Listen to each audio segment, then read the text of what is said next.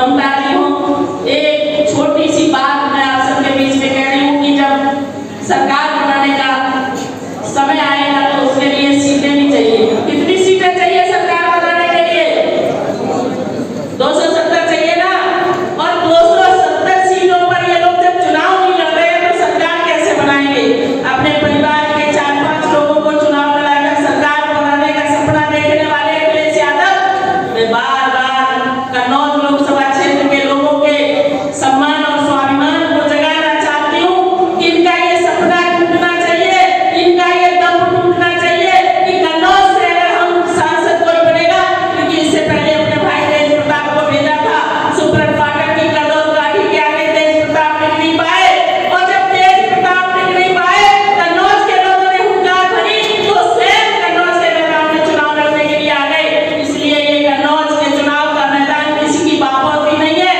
ये कन्नौज के लोगों को देश के विकास के लिए, भारत के उद्भव के लिए, जो देश के प्रधानमंत्री कहते हैं कि एक सपना था संजोया जो कि हकीकत में है, तो एक नया भारत बनाने का इरादा मन में है। वो है कि राम मंदिर कब बनेगा, राम मंदिर की तारीख बताने का काम करो। मित्रों, मोदी जी ने राम मंदिर भी बनवाया और 22 जनवरी को राम मंदिर की तारीख भी सुनिश्चित की और अयोध्या में मर्यादा पुरुषोत्तम भगवान राम की प्राण प्रतिष्ठा करने का काम किया। हम सब सौभाग्यशाली हैं। एक हिंदू इस बात के लिए अपने आप को सौभाग्यशाली समझता है कि 500 वर्षों की लंबी प्रतीक्षा के बाद हमें इस बात का साक्षात होने का अवसर मिला, इस बात के शरीक होने का अवसर मिला कि जब अयोध्या में 22 तारीख को भव्य राम मंदिर की प्राण प्रतिष्ठा हो रही थी तो हम भी उसके साक्षी थे। हम भी अपने घरों में बैठकर दीपावली मना रहे थे, हम भी अपने घरों में बैठकर खुशियों का इजहार कर रहे थे। लेकिन जो पीडीए की बात करते हैं उनको आमंत्रण मिला, गए नहीं।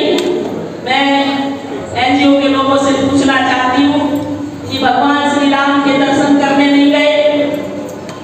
राम के मंदिर को बनाने के लिए जब कार्यकर्ता मांग कर रहे तो चंबल के पुल पर दीवार बनवा दी। ऐसे स्वर्गीय नेता के पुत्र जिन्होंने कन्नौज की धरती पर अन्याय और